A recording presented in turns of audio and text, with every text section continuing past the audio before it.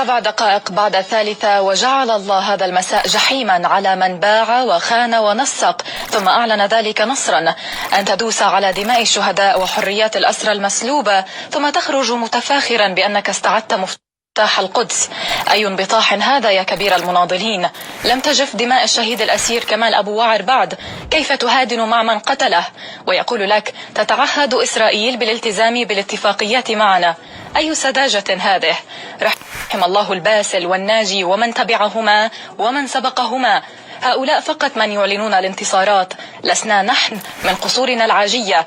البارحة وفي خضم انشغال سيادتكم في الإعلان عن نصركم، أصيب الطفل بشار عليان برصاصة مطاطية في عينه بعد أن اقتحم جيش الاحتلال مخيم قلنديا، ذاته الجيش الذي وعدك بأن يلتزم سيادة المناضل. فقد بشار عينه ومع ذلك يمتلك من البصيرة ما لا تمتلك.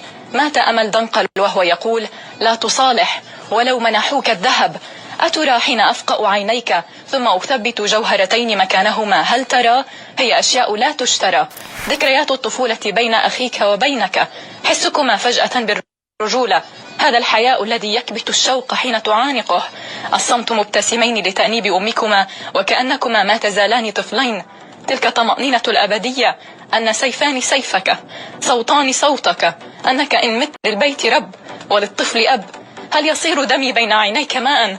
هل يصير دمي بين عينيك ماء؟